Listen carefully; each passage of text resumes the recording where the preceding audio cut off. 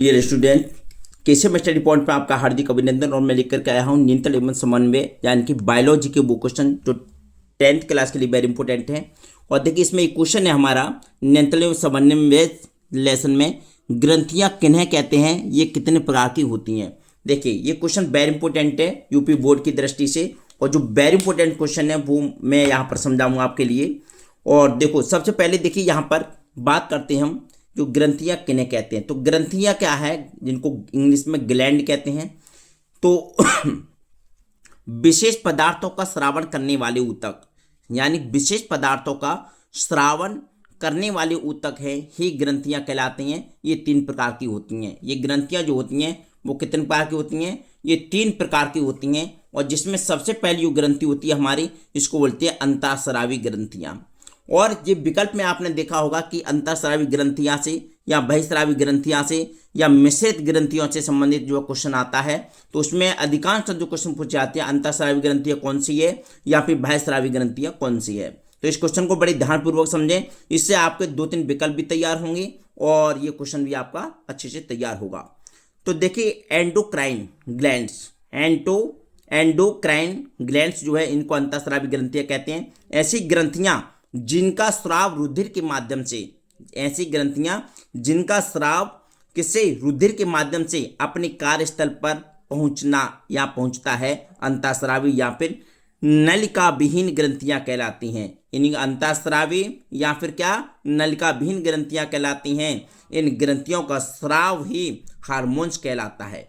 मानव शरीर की प्रमुख अंतःस्रावी ग्रंथियां निम्न हैं, जिसमें से देखिए ये क्वेश्चन आपका वेरी इंपॉर्टेंट हो गया कि जो अंतःस्रावी ग्रंथियां होती हैं वो कौन कौन सी होती हैं। यानी अंतःस्रावी ग्रंथियां जो होती हैं, अंतःस्रावी ग्रंथियां, तो इन्हें क्या कहते हैं। तो देखिए अंतःस्रावी ग्रंथियां हार्मोन्स कहलाता है। और अंतःस्रावी जो ग्रंथियां हैं वो हमारी कौन कौन सी हैं, ये हमारी पीयूष हो गई, थायराइड हो गई, और इसके बाद में पैराथाइड हो गई, पिनियल हो गई, थाइमस हो गई, अग्नाशय हो गई, और फिर एड्रिनल या फिर जिसको जनत कहते हैं ये हो गई। तो ये हो गई, ये सब ये हमारी जो हाईलाइट की गई हैं वो सभी की सभी हमारी अंतःस्रावी ग्रंथियां हैं। एक बार फिर से देख लेते हैं। जैसे पीयूष हो गई है, और थायराइड हो गई, और पैराथाइड हो गई, पिनियल हो गई, थाइमस हो गई, अग्नाशय हो गई, और एड्रिनल, और हो गया जनत। ये सभी की सभी जो ग्रंथियां होती है हमारी, ये अंतःस्रावी ग्रंथियां होती हैं। कौन सी होती हैं, ये सभी अंतःस्रावी ग्रंथियां होती हैं। अब इसके बाद में देखते हैं हम, अब बात करते हैं हम बहिस्रावी ग्रंथियों की। देखिए बहिस्रावी ग्रंथियां कौन कौन सी होती हैं, इसके माध्यम से भी कई विकल्प तैयार होंगे हमारे। तो देखिए जो बहिस्रावी जो ग्रंथियां होती हैं इनको इन्हें नलिका युक्त ग्रंथियां भी कहते हैं। यानी कि जो बहिस्रावी जो ग्रंथियां होती हैं इन्हें नलिका युक्त ग्रंथियां भी कहते हैं। इनसे निकलने वाला स्राव जो है नलिका के माध्यम से निकट ही अपने कार्यस्थल पर पहुंचता है। लार ग्रंथियां देखिए जो लार ग्रंथियां होती हैं, जठर ग्रंथियां होती हैं, या पसीने की ग्रंथियां होती हैं जिनसे पसीना बाहर आता है, या आंसू ग्रंथियां होती हैं जिनसे आंसू बाहर आते हैं, या फिर यकृत, ये इन सभी को जो है आदेश के उदाहरण है। यानी कि सभी के सभी जो है हमारी बाह्यस्रावी ग्रंथियां होती हैं। ये सब क्या होती है, हमारी बाह्यस्रावी ग्रंथियां होती हैं। बाह्यस्रावी मतलब बाहर को स्राव करती हैं, जैसे आंसू या हमारे बाहर को आते हैं पसीने की ग्रंथियां हैं, जठर ग्रंथियां हैं, और यानी कि लार ग्रंथियां जो भोजन पकाने के काम आती है, पचाने के काम आती है, यकृत, ये सभी के सभी जो हमारी बहिस्रावी ग्रंथियां होती हैं। अब बात करते हैं क्वेश्चन नंबर 5, यानी थायराइड ग्रंथियों पर संक्षिप्त टिप्पणी लिखिए। थायराइड ग्रंथियों पर संक्षिप्त टिप्पणी लिखने के लिए आता है। और इस ग्रंथि से स्रावित हार्मोन्स बताइए, कौन सा हार्मोन जो है इससे स्रावित होता है। तो देखिए थायराइड जो ग्रंथि होती है यानी कि थायराइड ग्लैंड, ये सबसे बड़ी अंतःस्रावी ग्रंथि है। यानी कभी कभी क्वेश्चन आता है कि शरीर की सबसे बड़ी अंतःस्रावी ग्रंथि का नाम बताइए, तो इसको कहेंगे हम थायराइड ग्रंथि। जो गर्दन में स्वर तंत्र के पास, जो गर्दन में कहाँ होती है, स्वर तंत्र, यानी कि जहाँ से आवाज आती है स्वर तंत्र के पास एच के आकार की होती है। किसके आकार की होती है, जो कि एच के आकार की होती है। थायरॉक्सिन इस ग्रंथि का प्रमुख हार्मोन्स है। इस जो थायराइड की जो ग्रंथि होती है, इसका जो हार्मोन्स होता है उसका थायरॉक्सिन नाम होता है। क्या होता है? थायरॉक्सिन इस ग्रंथि का प्रमुख हार्मोन है, जो कि आयोडीन युक्त होता है। ये कैसा होता है? ये आयोडीन युक्त होता है। तभी तो कहते हैं आयोडीन की कमी नहीं होनी चाहिए, और आयोडीन की कमी से क्या हो जाता है? घेंगा रोग हो जाता है। ठीक है, जिसमें कि गर्दन बहुत ज़्यादा भारी हो जाती है। ये हार्मोन शरीर की उपापचय क्रियाओं में वृद्धि कराता है। इस हार्मोन की कमी से घेंगा रोग, देखिए आगे आ भी गया इसमें, इसकी कमी से क्या है? घेंगा रोग हो जाता है, और जिसमें थायराइड ग्रंथि फूलकर बड़ी हो जाती है। जिन लोगों की गर्दन बहुत भारी हो जाती है तो उन लोगों के लिए कौन सा रोग होता है? ये घेंगा रोग होता है, जो कि आयोडीन की कमी से हो जाता है। और मैं इसके साथ साथ मैं ये भी बता दूं आपको, आयोडीन की पूर्ति के लिए जो है सबसे ज़्यादा आपको सिंघाड़े की सब्जी को खाना चाहिए। सिंघाड़े की सब्जी में सबसे ज़्यादा या सिंघाड़े का प्रयोग करना चाहिए। सिंघाड़े में जो सबसे ज़्यादा जो है क्या होता है? आयोडीन होता है। और जो समुद्री जो घास होती हैं उनमें भी आयोडीन की मात्रा, प्रचुर मात्रा पाई जाती है। ठीक, अब देखिए प्रश्न नंबर हमारा 6 है। यहाँ पर देखिए ये भी वेरी इंपॉर्टेंट है। पीयूष ग्रंथि पर टिप्पणी लिखिए या मानव की पीयूष ग्रंथि का वर्णन कीजिए। तो हम बात करते हैं पीयूष ग्रंथि। देखिए पीयूष ग्रंथि क्या होती है? इसको पिट्यूटरी ग्लैंड भी कहते हैं। ये अग्र मस्तिष्क में स्थित मटर के दाने के आकार की ग्रंथि होती है। जो पीयूष ग्रंथि होती है, पहली बात तो ये कहाँ होती है? अग्र मस्तिष्क में। और अग्र मस्तिष्क में इसका आकार की बात करें तो ये मटर के दाने के आकार की ग्रंथि होती है। इस ग्रंथि के अधिकांश हार्मोन्स अन्य ग्रंथियों के हार्मोन का नियंत्रण करते हैं, अतः पीयूष ग्रंथि को मास्टर ग्रंथि भी कहा जाता है। जो पीयूष ग्रंथि होती है, ये क्वेश्चन भी आता है कि मास्टर ग्रंथि किसे कहा जाता है? तो मास्टर ग्रंथि जो कहा जाता है वो पीयूष ग्रंथि को कहा जाता है। और अगर हम बात करते हैं कि जो है कि ये सबसे बड़ी अंतःस्रावी ग्रंथि कौन सी होती है, तो वो थायराइड ग्रंथि होती है। और मास्टर ग्रंथि की बात करते हैं तो हमारी पीयूष ग्रंथि होती है। अब देखिए बात करते हैं हम कि इस ग्रंथि के प्रमुख हार्मोन्स कौन कौन से हैं, यानी कि जो पीयूष ग्रंथि यानी मास्टर ग्रंथि जो होती है, और इस ग्रंथि के प्रमुख हार्मोन्स कौन कौन से, उन हार्मोन्स के नाम बताने आपको। सबसे पहले होता है वृद्धि हार्मोन्स। क्या होता है? वृद्धि हार्मोन्स, इसको GH से करते हैं।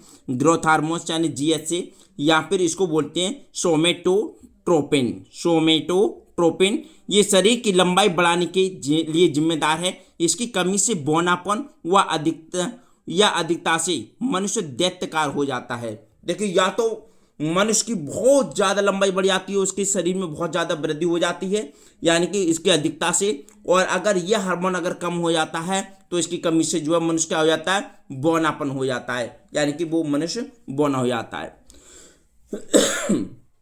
तो एक नंबर में ये क्वेश्चन आता है कि शरीर की लंबाई बढ़ाने के लिए कौन सा हार्मोन जिम्मेदार है? तो आप याद रखेंगे कौन सा हार्मोन्स, इसको बोलते हैं वृद्धि हार्मोन्स, या इसको बोलते हैं सोमेटोट्रोपिन। सोमेटोट्रोपिन जो है वृद्धि हार्मोन्स कहलाता है। ठीक, अब बात करते हैं हम दूसरी ग्रंथि। इसमें दूसरा देखिए थायराइड उत्प्रेरक हार्मोन्स होता है, TSH बोलते हैं इसको।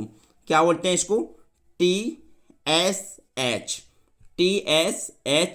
ये थायराइड ग्रंथि को उसके थायरॉक्सिन हार्मोन बनाने को प्रेरित करता है। जो थायराइड उत्प्रेरक हार्मोन्स होता है जिसको TSH बोलते हैं, ये थायराइड ग्रंथि को उसके थायरॉक्सिन हार्मोन्स बनाने को प्रेरित करता है।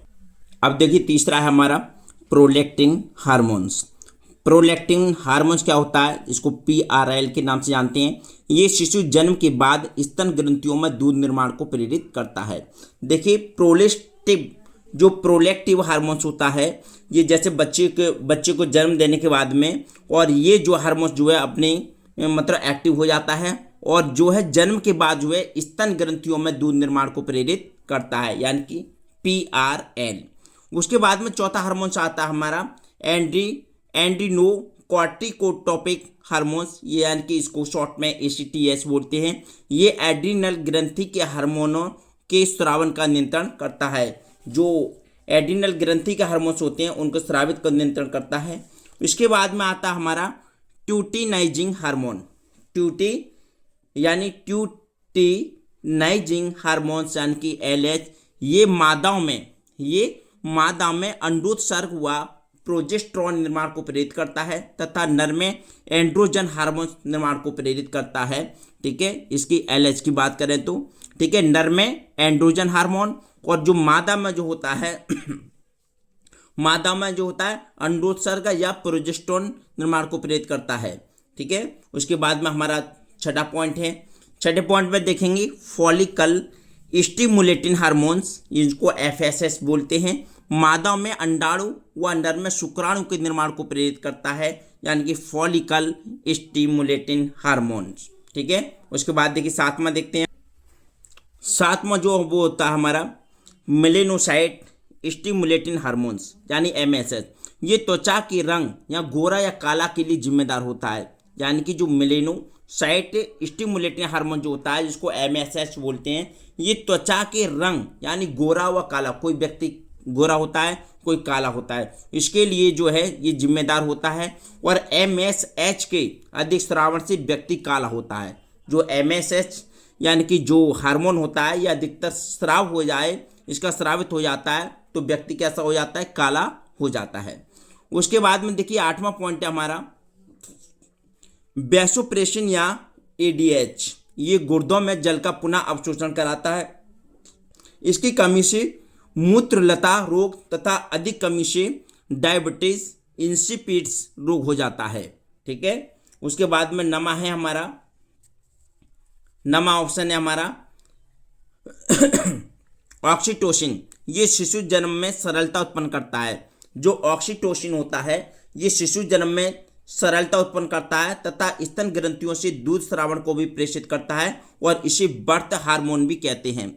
जब यानी बच्चा पैदा होने वाला है तो ये जो है उस जगह पर जो है सबसे ज़्यादा स्रावित होता है, जिसके कारण जो है बच्चे आसानी से पैदा होते हैं, ठीक है। ये हो गया हमारा ऑक्सीटोसिन, ठीक। अब नेक्स्ट क्वेश्चन देखते हैं हम, इनके पादप हार्मोन्स क्या हैं, या इनके प्रकार भी लिखिए। पादप हार्मोन्स भी आते हैं पेपर में, और इनके जो है प्रकार पूछ रहा है ये बताने हैं, और इनके प्रकार कौन कौन से होते हैं इसकी बात अभी हम इसी वीडियो में करेंगे। तो देखिए पादप हार्मोन्स, पादप कहते हैं वृक्ष के लिए या पेड़ के लिए, पादप यानी प्लांट हार्मोन्स। ये जटिल कार्बनिक पदार्थ होते हैं जो पौधों की जैविक क्रियाओं को नियंत्रित करते हैं। इनकी खोज जो है जॉन वॉन सेच, किसने की थी इनकी खोज?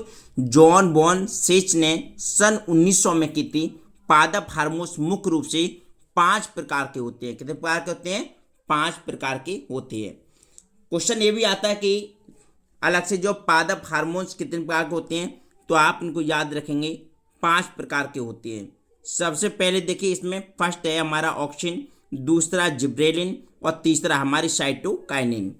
तो देखिए ये जो 3 हार्मोन्स के जिनके नाम लिए हमने, ये सब वृद्धि वर्धक हार्मोन्स होते हैं। क्या होते हैं? वृद्धि वर्धक हार्मोन्स होते हैं, जो पेड़ों के तने में, पत्तियों में, सभी में जो वृद्धि करते हैं उनको वो बोलते हैं ऑक्सिन, जिब्रेलिन और साइटोकाइनिन।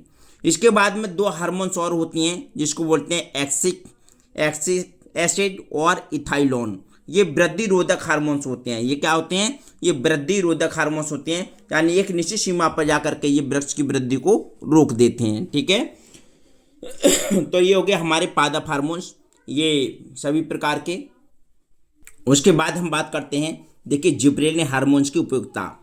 तो देखिए जिब्रेलिन क्या होता है, इसको सबसे पहले याबुता, जो जिब्रेलिन हार्मोन्स होता है, तो इसको सबसे पहले याबुता व सुमुकी ने 1938 में कवक यानी कि जिब्रेला फ्यूजी कोई यानी जिब्रेला फ्यूजी कोरई से प्राप्त किया था, और इसको जिब्रेलिक एसिड या GA3 भी कहा जाता है।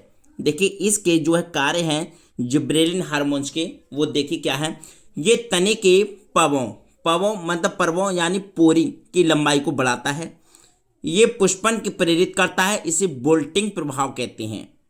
तीसरा है ये फलों की संख्या में वृद्धि करता है, जिससे कि फल अधिकतर मात्रा में आते हैं, और ये जो है सुप्तावस्था को तोड़ करके अंकुरण को प्रेरित करता है। और पांचवा है यानी कि आनुवांशिक रूप से छोटे पौधों को भी लंबा कर सकता है। जो आनुवांशिक रूप से छोटे पौधे होते हैं उनको भी क्या कर सकता है, ये लंबा कर सकता है। इसके बाद देखो हम बात करते हैं, ये क्वेश्चन वेरी इंपॉर्टेंट है, यानी कि ये विस्तृत यानी कि दीर्घ उत्तरीय प्रश्न है, और ये जो है बोर्ड की दृष्टि से वेरी इंपॉर्टेंट है, तो इसको भी एक बार देख लेते हैं हम। एक तंत्रिका कोशिका यानी कि न्यूरॉन की संरचना बनाइए तथा उसके कार्यों का वर्णन कीजिए, या तंत्रिका कोशिका की संरचना का संक्षिप्त वर्णन कीजिए, इस तरीके से जो क्वेश्चन आता है। तो सबसे पहले हम बात करते हैं तंत्रिका कोशिका या फिर न्यूरॉन। ठीक, न्यूरॉन शरीर की सबसे लंबी कोशिका है, यानी जो तंत्रिका जो कोशिका है वो शरीर की सबसे बड़ी कोशिकाएं होती हैं जो तंत्रिका तंत्र में पाई जाती हैं। इसकी लंबाई लगभग 1 मीटर तक, इसकी लंबाई कितनी, लगभग 1 मीटर तक, तथा व्यास जो होता है, व्यास क्या उतना है 45135 तक हो सकता है। मस्तिष्क में इनकी संख्या सर्वाधिक होती है। जो तंत्र का जो तंत्र होता है इसकी सबसे ज़्यादा संख्या होती है वो कहाँ होती है, हमारे मस्तिष्क में इनकी संख्या सबसे अधिक होती है या सर्वाधिक होती है। इसके बाद देखो बात करते हैं जो तंत्रिका कोशिका की संरचना कैसी होती है। तो तंत्रिका कोशिका की जो संरचना है, इनकी संरचना में 3 मुख्य भाग होते हैं। कितने, 3 मुख्य भाग होते हैं। इसको देखते हैं हम। देखिए इसके जो 3 भाग होते हैं, सबसे पहले जो भाग होता है वो साइटोन होता है, डेंड्रोस होता है और अक्ष होता है। सबसे पहले ऊपर की भाग की हम बात करते हैं। देखिए ये कोशिका जो है ये कोशिका तंत्र है, और कोशिका तंत्र में ये बीच में क्या होता है, ये केंद्रक होता है। बीच में क्या होता है, ये केंद्रक होता है। और ये जो खाली स्थान जो दिखाई दे रहा है, जो आपको खाली स्थान है, इसको कोशिका काय बोलते हैं। इसको क्या बोलते हैं, कोशिका काय। और जो इस पर जो छोटी छोटी ये बाहर जो दिखाई दे रही हैं, इनको डेंड्राइट बोलते हैं। क्या बोलते हैं, डेंड्राइट बोलते हैं। और यहाँ पर जो नीचे देख रहे हैं आप, इनको बोलते हैं तंत्रिकाक्ष। क्या बोलते हैं इनको, यहाँ पर जो बीच में है जो जोड़ है एक प्रकार से, यहाँ पर इनको तंत्रिकाक्ष बोलते हैं। और इस तरीके से जो है यह हमारा होता है, यानी कि तंत्रिका कोशिका की संरचना।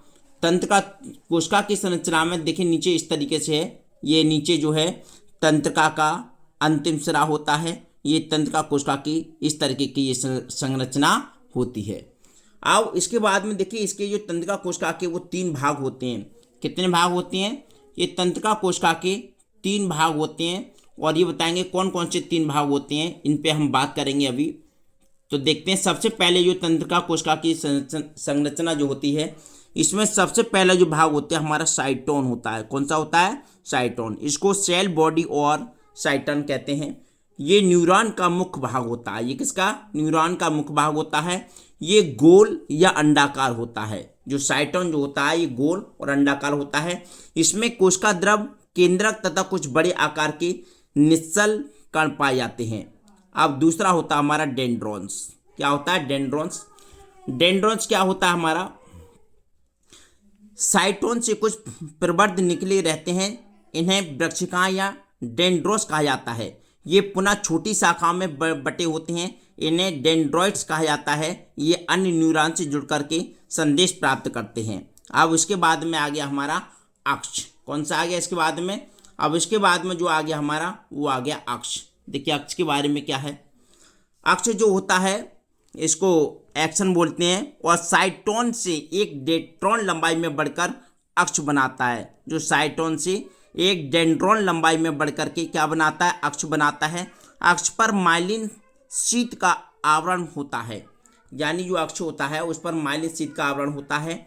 अक्ष के अंतिम सिरे टीटोडेनिया कहलाते हैं, टीलोडेंड्रिया कहलाते हैं। यहाँ पर साइनेप्टिक बैग्स में यानी एसिटाइलकोलिन नामक रसायन भरा होता है, जो सिग्नल को एक न्यूरॉन से दूसरे न्यूरॉन में भेजता है। अब देखिए न्यूरॉन के कार्य। न्यूरॉन के कार्य, न्यूरॉन मतलब तंत्रिका कोशिका।